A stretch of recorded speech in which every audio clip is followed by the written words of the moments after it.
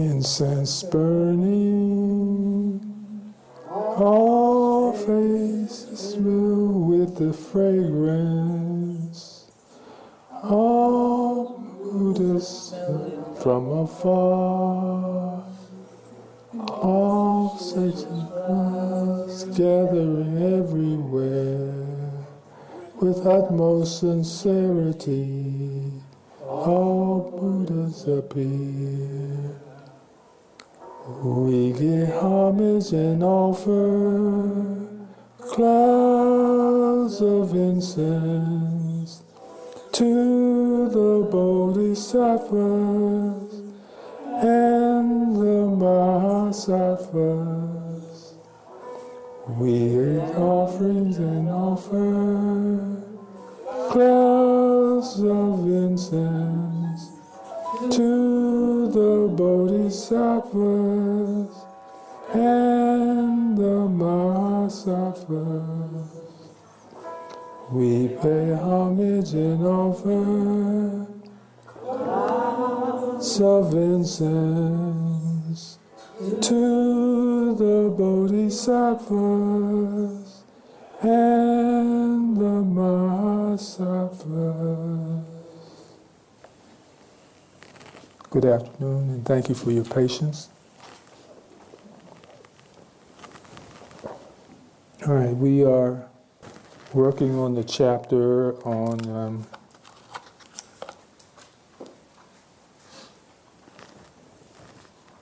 right doing and wrong doing from the basis of being a good friend. One's own good and the good of others. I just had a whispering in my ear to ask the question, did you do your homework?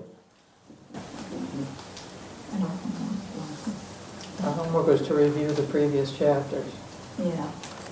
And not read ahead. Right. Okay, did you do that?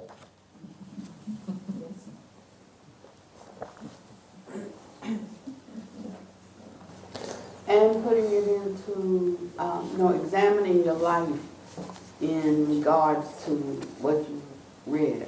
So I like to start off because I had a moment this week.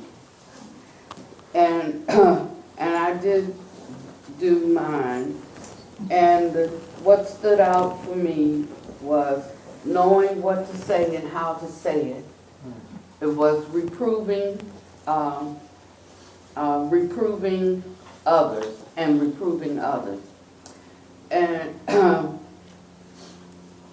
and I had a situation this past week where I felt that something needed to be said and I was struggling to speak in an appropriate way. And I gave a stab at the time it passed to be able to say it face to face, but I did an email, and I checked myself by sending the email, the draft, to 2 people, and saying like, you gotta help me here because I'm wanting to say something not to bash somebody or but in a kind way to say that the behavior was not appropriate, that was hurtful to people. And I really wasn't, I didn't feel hatred or anger. I was just like, life's too short for this, is how I felt. Life's just too short. And so that's where I was, that I was justified in saying what needed to be said for the sake of others.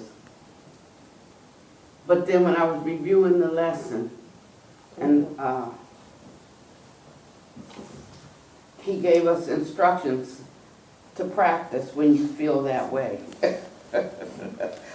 And so it has changed my idea of how I will respond to the situation. And so remember last week we were saying that whenever we find something that agrees with how we're feeling right now, like, what am I supposed to be, a punching bag, or let somebody run all over me, or do something over and over, and I just say, bless you, you know, so we always go to that side that lines up with how we're feeling.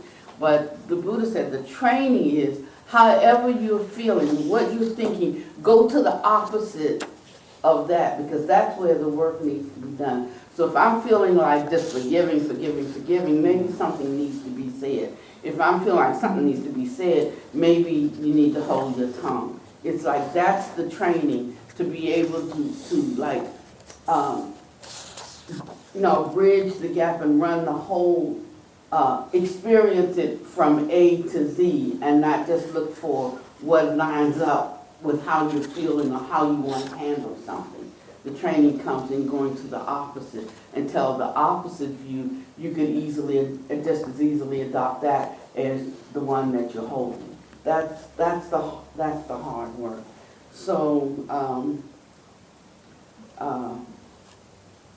so that was my practice this week with something specific, and I was happy to be reminded of it.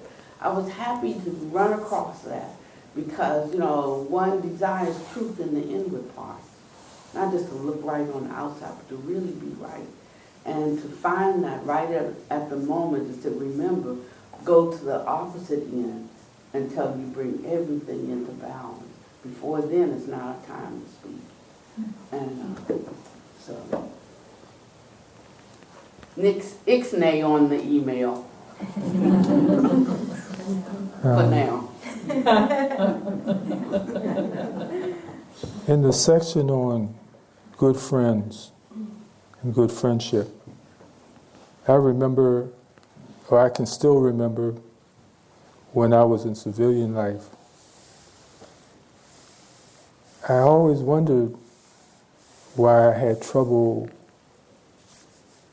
attracting good friends. And in reading this discourse, or reading this lesson, I found the reason I didn't have good friends was because I wasn't a good friend. I was looking for goodness coming from others, but I was very stingy in my own goodness, giving things out, So that's what came up for me in reading this past chapter, this chapter on good friendship and good friends. And so again, my eye-opening experience was, if you want a good friend, then you have to be a good friend. And you have to be a good friend first, because that's what attracts. That's like the flower and the bee, or the web and the fly, or something. But as I was reading what good friends are, I was remorseful in not having discovered sooner in my early life, in my 20s and 30s and 40s, 50s.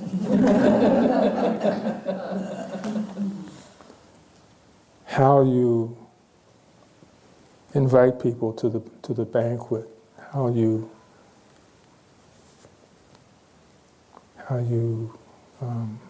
create the environment for good people to come in. I gave more weight and credence to being bad than to being good, and I thought that good people weren't very exciting to hang around, that there was more drama. And then I would always wonder, why is all this drama in my life? But I think that was, for me, that was an excellent section, an excellent chapter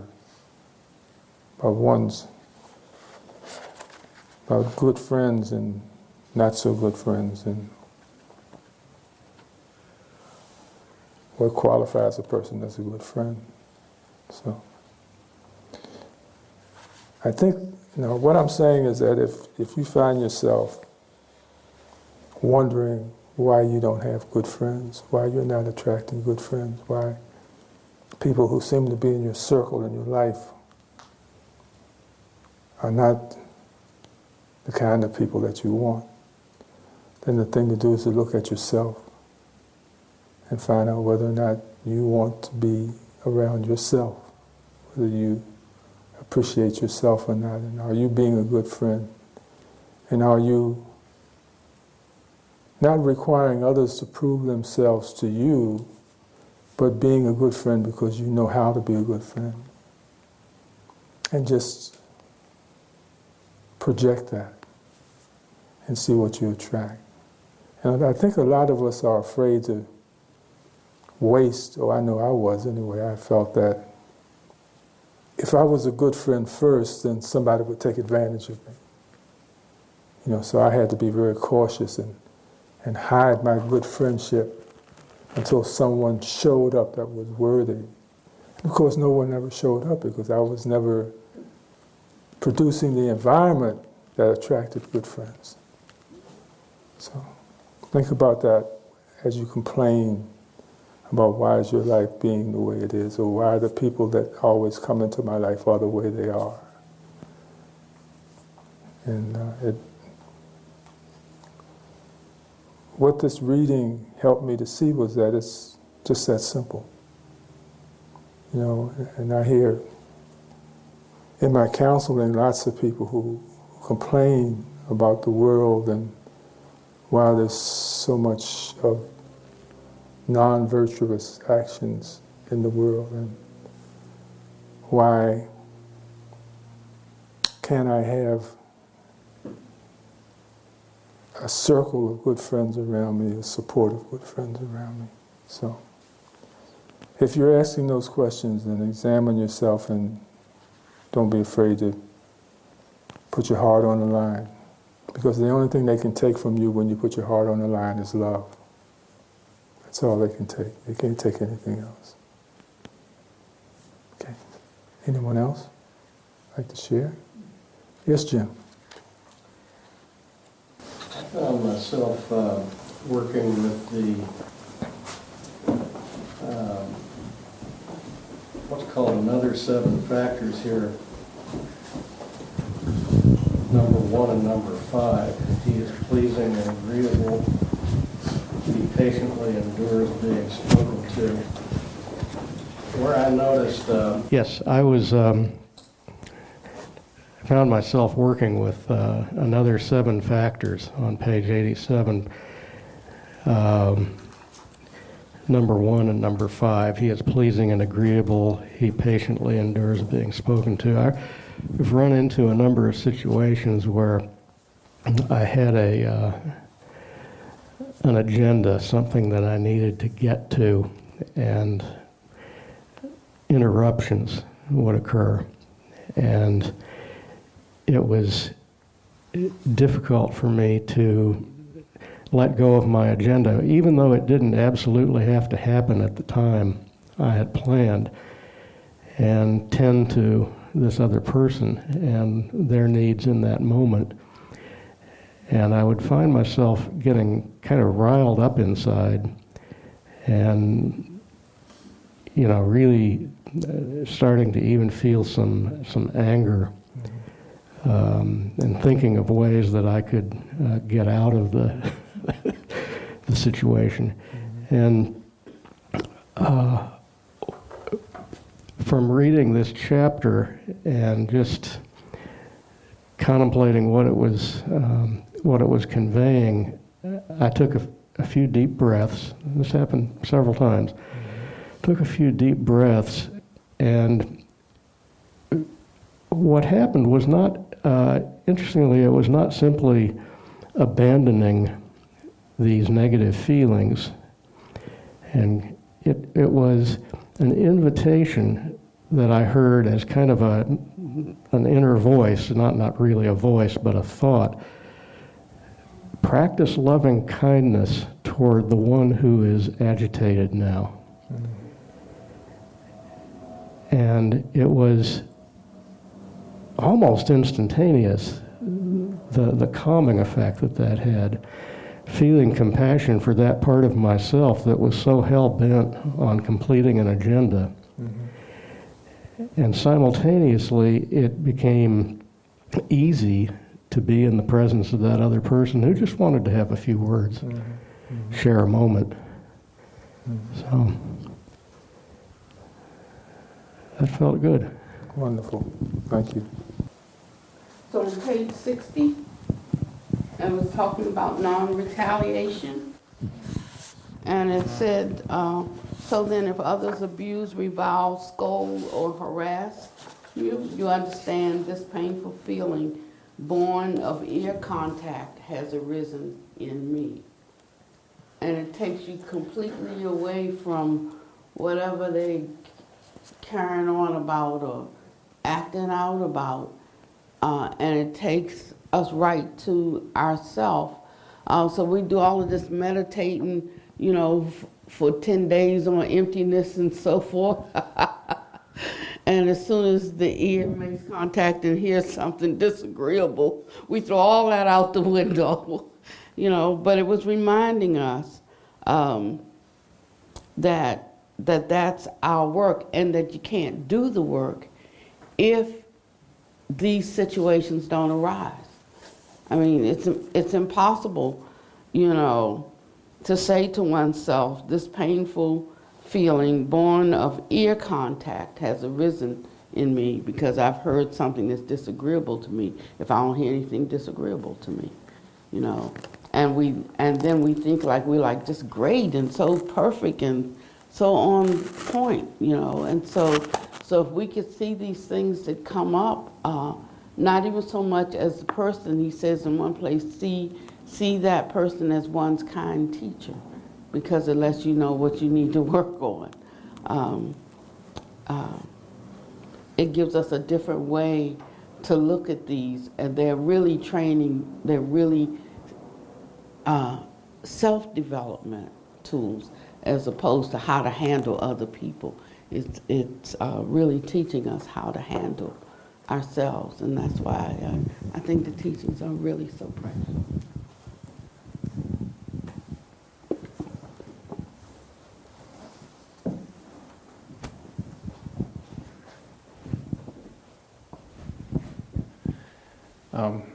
I was finding a situation where I had to balance myself, and my friend was very engaged in a woman who ended up writing and relaying her experience of having a sexual assault.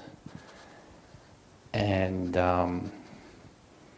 part of listening and understanding and not necessarily having a punishment, retaliation mindset. And I could still see myself balancing. I didn't really want to see this man punished. Yet I'm listening to the woman's side of the story, and she had a very succinct account that this person needed to be shown that there's consequences to his behavior.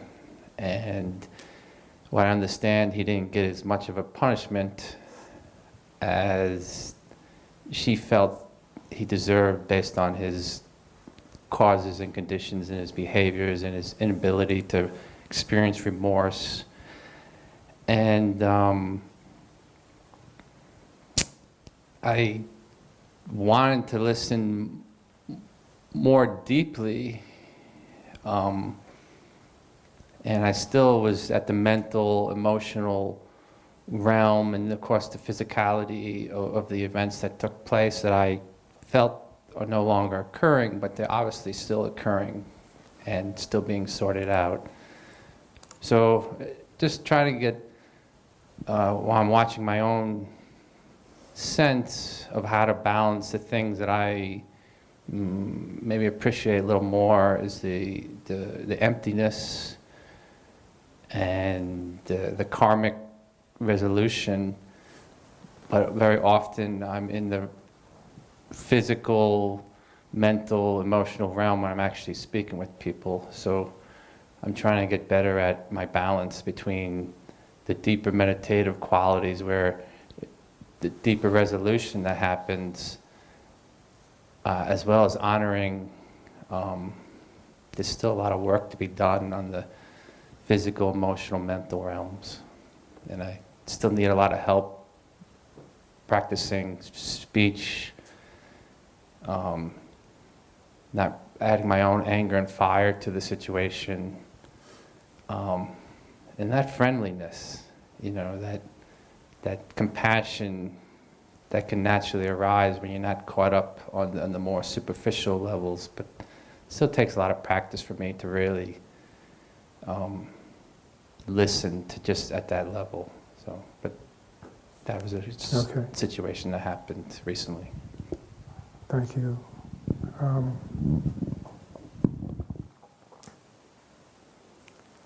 Just continue to ask yourself for more experiences. Have the world, the universe send you more people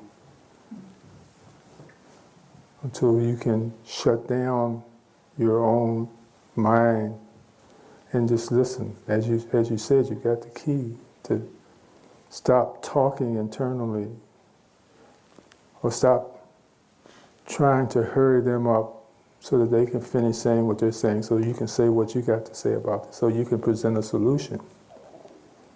And just listen. And of course, we started working with the meditation on silence as a way to shut down consciousness, or shut down consciousness and just bring about awareness where you're not creating anything, you're just being aware of what's being created around your sphere of existence. And just operate from a sense of knowing or seeing how much you jump into the situation to provide solutions and answers. And then just say, well, okay, I'm here to listen, I'm here to listen, I'm here to listen, and just listen. And let all thoughts about the situation melt away. Okay?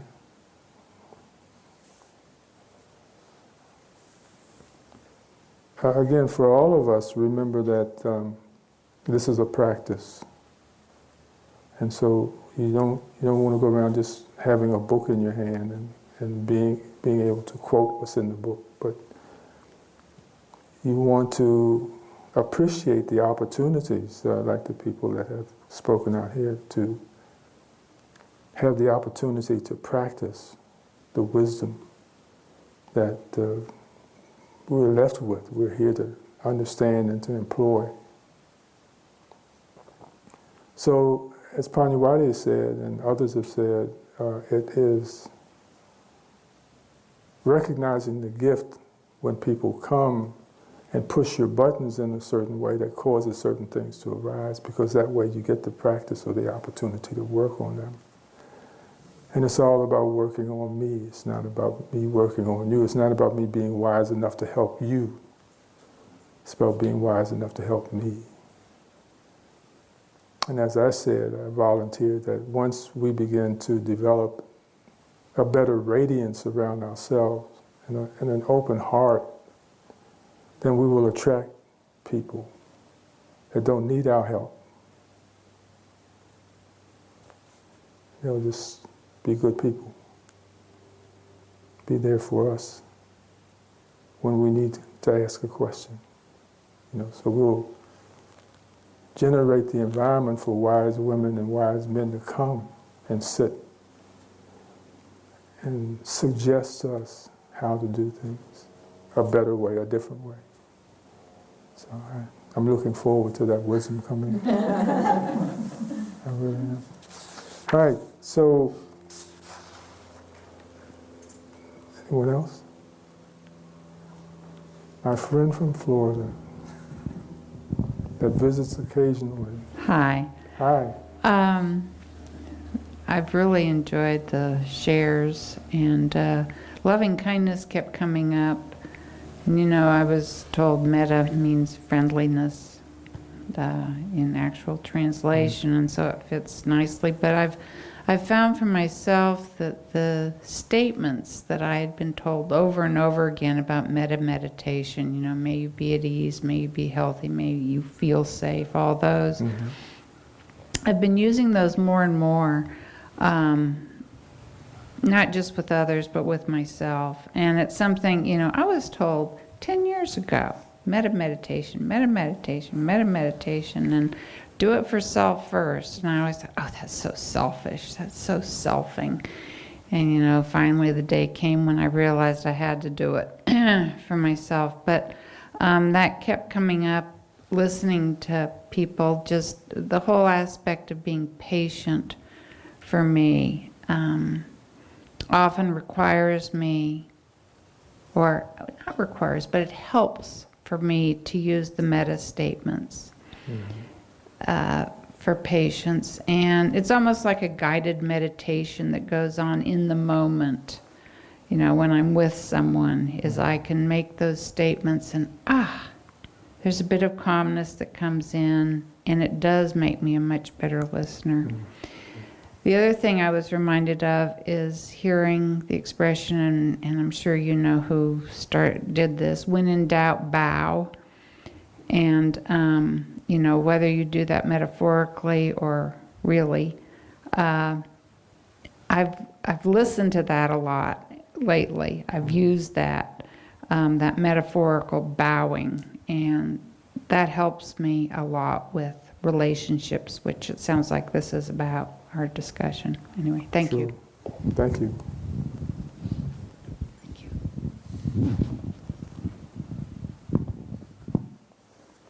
Okay, we're on the chapter, or we were asked to read the chapter on one's own good and the good of others.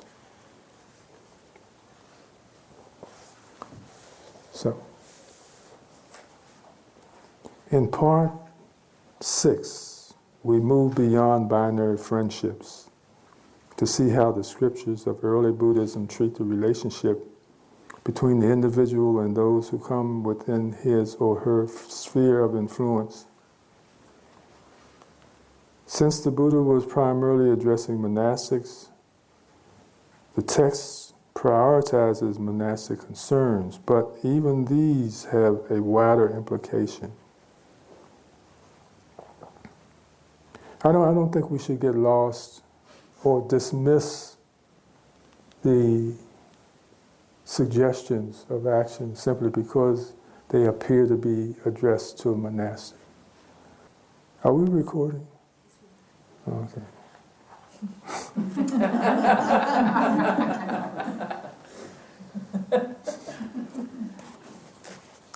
Okay.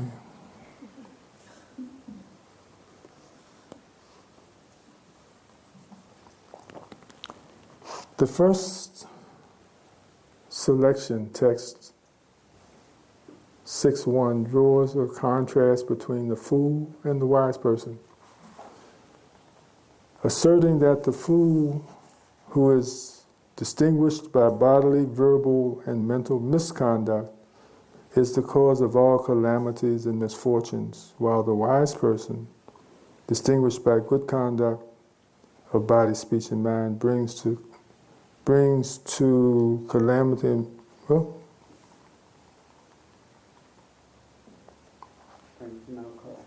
brings no calamity and misfortune. Now, first of all, that's a difficult package to carry. You know, not stepping on anything, not changing one thing, but always being a wise person. And of course, no one has a lock on wisdom. Wisdom is something that everyone can develop. Lay people, monastics, Brahmins, Christians. Everyone can develop wisdom and employ that in all situations of their relationship to others. So,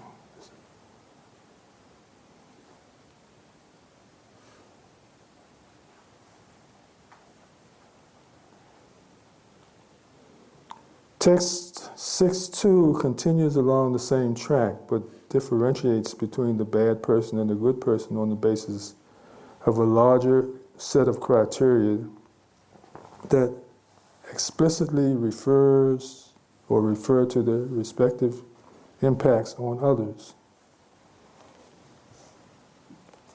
So it's broadening our sphere of responsibility, that we have certainly a responsibility to make our own reality comfortable, but we also have a responsibility to help those around us if we can, make their lives comfortable.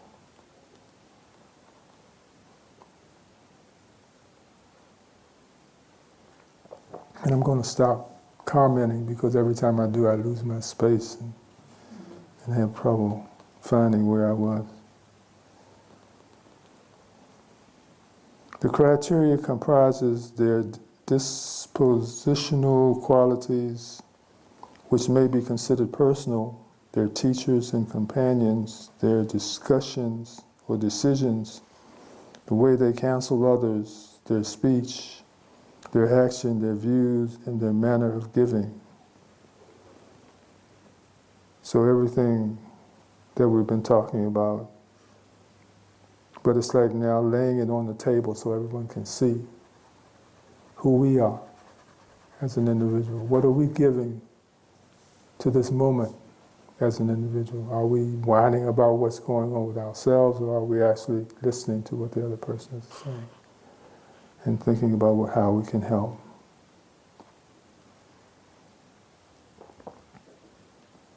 Several earlier texts spoke of greed, hatred, and delusion as the roots of unwholesome action, and their opposites as the roots of wholesome action. In text 6.3, in the conversations between the Brahman, the Buddha makes this correlation more specific. He explains that one overcome by greed, hatred, and delusion acts for his or her own affliction, the afflictions of others and the afflictions of both.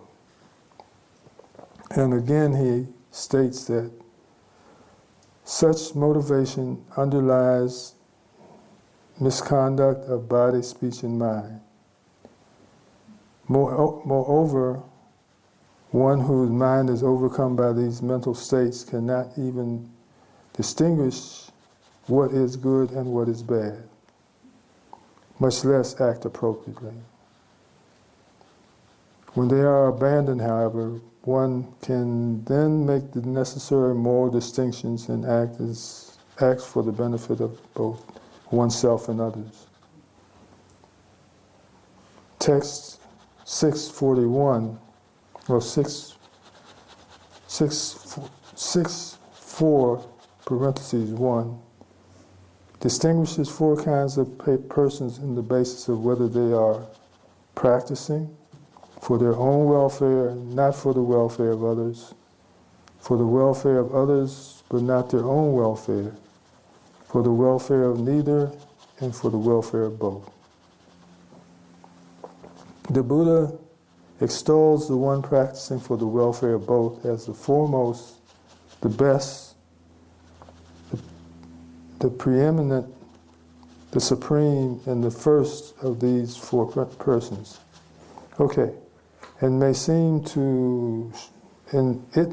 strange that the ranks of the one practicing for his own benefit or welfare, but not for the welfare of others, over the one practicing for the welfare of others, but not for his own welfare, which seems directly contrary to some interpretations of the Bodhisattva ideal. When, however, the intentions brought to light, the apparent contradictions vanish. The reason for this ranking emerges, which elaborates on the four types of persons in relation to the removal of lust, hatred, and delusion, and the observance of the 5 training rules. It turns out that the person who neglects his or her own welfare is one who makes no effort to overcome lust, hatred, and delusion, and does not observe the 5 precepts. Since such a person will continue to act in the grip of the defilements and to engage in unwholesome actions despite professional benevolent intention, his or her deeds ultimately bring harm to others as well. The next two sections of this chapter explain with the reference to the monk and the lay follower, reflectively how one benefits oneself and others. Both sections relate to the idea of benefiting others, to instructing and guiding others in the Dharma. And finally, the Buddha discloses or declares a person of great wisdom in the one who thinks of his own welfare, the welfare of others, and the welfare of both, and the welfare of the whole world. Discourses like this certainly show that the altruistic perspective was as already integral in early Buddhism, and that the Mahayanas simply give a greater prominence to this early attitude, perhaps in recognition or reaction to regressive tendencies that appeared among some of the schools that evolved out of the early teachings. So what can you see, or what do you see about developing or training yourself to be one who gives to themselves, gives to others, and gives to both? What is the first thing that this does for us? Well, from my point of view, it makes you slow down, because now you can't. If I'm just thinking about myself and what I have to share, I can just spit it out really quick. But when I've got to balance my stuff on one shoulder, and then balance your stuff on the other shoulder, and then in the front of me mix these up in a very homogeneous way, a helpful way for both. You know, I can't just jump to conclusions, because now my conclusions include your conclusions. And I've got to mix them both up in harmony so that they'll work. And I've got to make sure through my attention to you and my conversation with you, make sure that my intentions to help myself and you are aligning themselves. And how do we tell when they're not aligning themselves? How do we know?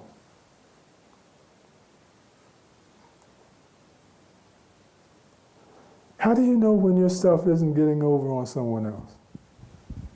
When your ideas, your suggestions are not being handled well or not being received well by the person you're talking to? How do you know?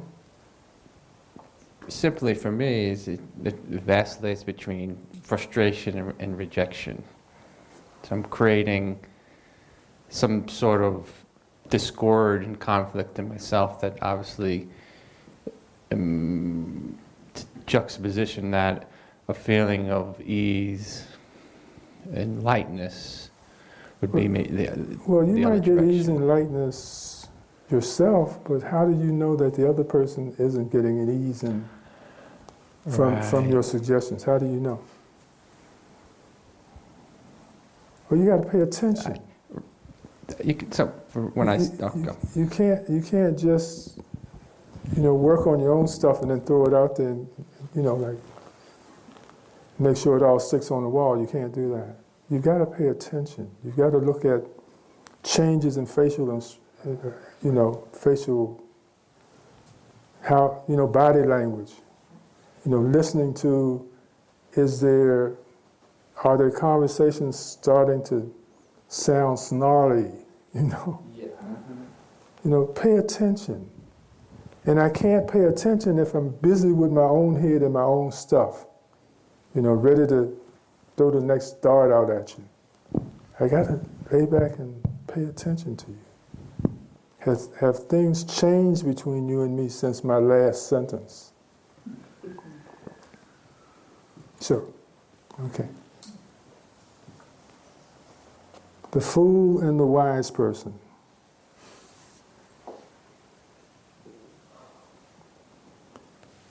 So the Buddha said that those who possess three qualities should be known as a fool. And what three?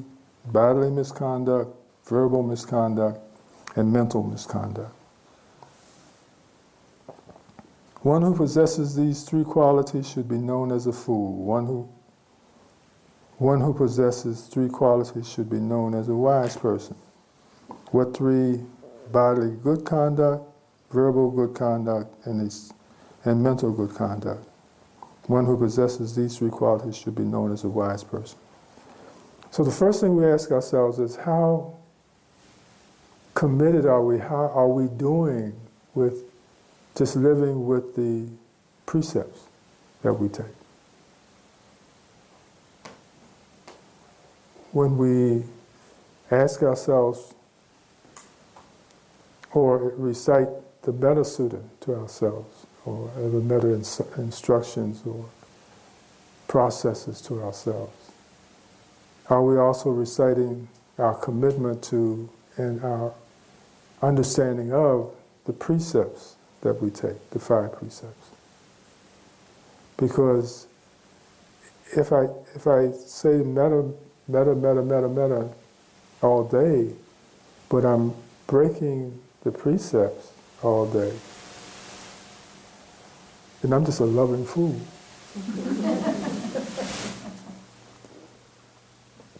So we are trying to suggest, to use resources and research to stop being foolish in our actions and to start being known as wise people, caring people. And again, it doesn't matter whether you're lay, whether you're monastic, whether you're Christian, whether you're Hindu, whether you're Buddhist, whether you're nothing, as far as a label is concerned. What matters is that, are you walking life in a way that does no harm to yourself and others? I think we Westerners, we Americans have a lock on making sure that we don't hurt ourselves and making sure that others don't hurt ourselves. But we don't think about the other unless we've got some space and time left over, surplus that we can share. Yes? Do you have some practical experience where you're having the perception of being yeah-butted in the moment? Yeah, but. And then you have another moment. Okay, so your question, though, seriously, you're asking me, have I had any experience? I know you have. I know. I'm interested in the wisdom when the other is doing both, agreeing with you, then negating the words with a but, a yeah, Okay. but. My practice limits me to understanding that you're not listening and to shut up. You know, because I'm creating a conflict. If I know you're not listening, but I'm going to talk to you anyway, I'm going to cram this truth and this wisdom down your throat. You know, I'm just going to cover your whole head with it. So, but when I see that you're not, that now's not a good time, then I say, well, let's talk about this tomorrow. Let's get some sleep. Let's do something different. Something different, okay. But basically, it's just shutting up. Which the other person appreciates, because that's what they're trying to do anyway. So, now the instructions say, whatever perils perils arise, all arise on account of the fool. not on the account of the wise person.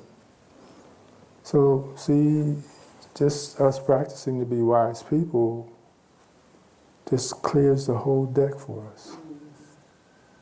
We should not expect any perils because we are acting in a wise manner. And one of the wise manners are when someone's not listening, you shut up. There's nothing to say if you're not listening. Nothing to say if you're arguing about the argument. Huh? Okay.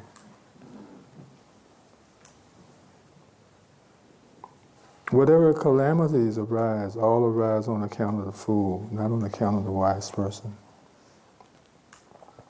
Whatever misfortunes arise, all arise on account of the fool, not on the wise person. Just as a fire that starts in a house made of reeds or grass burns down even a house with a peaked roof, plaster inside and out, so too, whatever perils arise, all arise on account of the fool, not on the account of the wise person. Thus the fool brings peril, and the wise person brings no peril. And the fool brings calamity, and the wise person brings no calamity. And the fool brings misfortune, and the wise person brings no misfortune. There is no peril from the wise person. There is no calamity from the wise person. There is no misfortune from the wise person. Therefore, you should train yourself this. We will avoid the three qualities that make one known as a fool. And one will undertake and practice the three qualities that make one known as a wise person. It is this way that you should train yourself. Yes? I like this paragraph because it gives us a certain kind of assurance that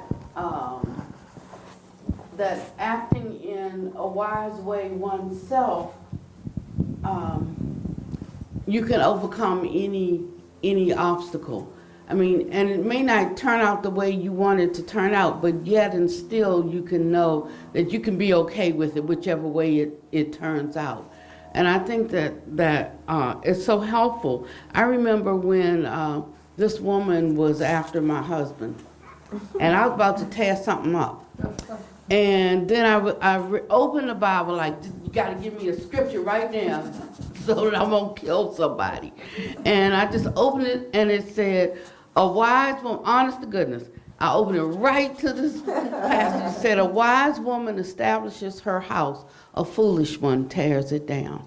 And that scripture like actually set me free from that moment, from what was happening. And I said, what this is saying to me, maybe that's not what it was saying, but what I thought it was saying to me was that there's no way that she can take your husband. You have to do something foolish that's going to mess that up.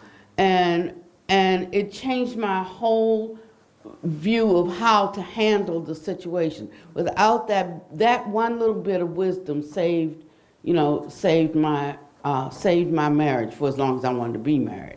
And then I look and I see it again right here. And again, it gives us the confidence that if we can hold ourselves, we can determine the appropriate way to handle something. And in handling it in the appropriate way, even if it doesn't turn out the way we thought it should turn out because we handled it in the appropriate way, we can still be okay with the way that it turns out. It gives us the upper hand regardless when we just guard and mind our own conduct, our own speech, our own thoughts.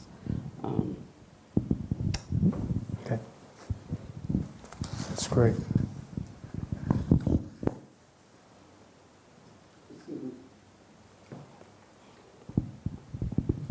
So I know y'all want to know what I did. So I started thinking, you know, and like we had this business and we had nice things and he liked nice things and she didn't have anything except she was nice looking. And I just said, you know, he's not going to leave me for you because he likes his cars, his houses, his money. And I make that. I help him make that. He's not going to leave me for you. And that was it. And I didn't worry about it anymore. And after a while, she was gone, I wasn't mad. Okay.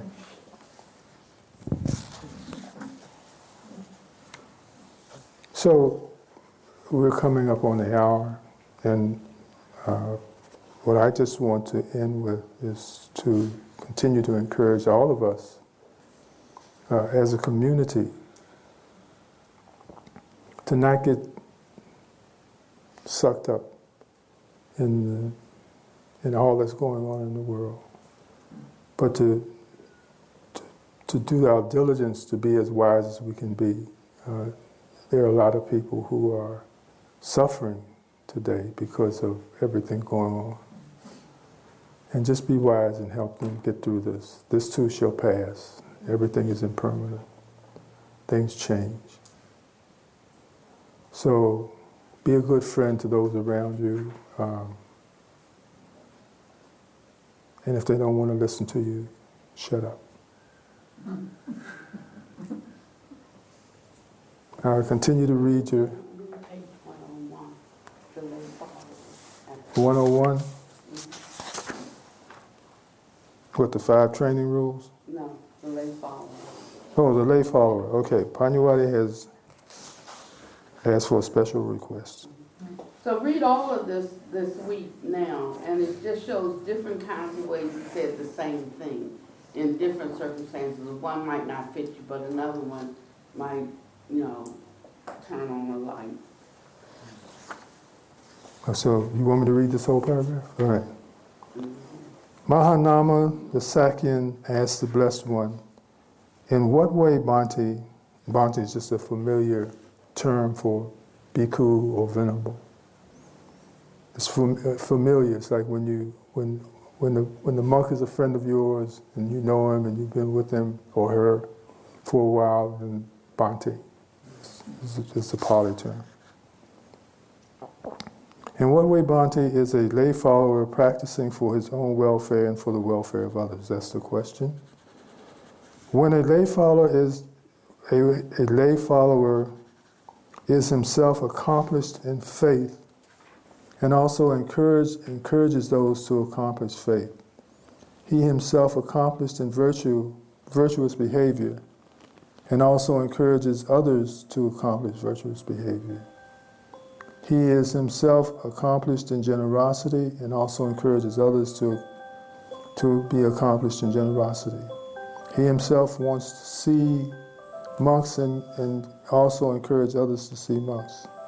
He himself wants to hear the good Dhamma and also encourages others to hear the good Dhamma. He himself retains in mind the teachings he has heard and also encourages others to retain the teachings in mind. He himself examines the meaning of the teachings that have been retained in mind and also encourages others to examine the meaning. He himself understands the meaning in the Dhamma and then practices it in accordance with the Dhamma and also encourages others to practice in accordance with the Dhamma. It is in this way that the lay follower is practicing for his own welfare and also for the welfare of others. So, we thank all of you for your wisdom and your support and your patience.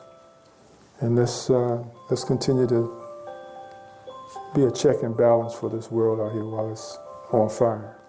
And that's literal. That's everywhere. May all beings be liberated from suffering. May we be well. May we be happy. May we be peaceful. May no harm come to us. May no difficulties come to us. May no problems come to us. May we always meet with success. May we also have the wisdom and the patience to face and overcome the inevitable difficulties of life. Thank you so very much for everything you do for us. Appreciate you.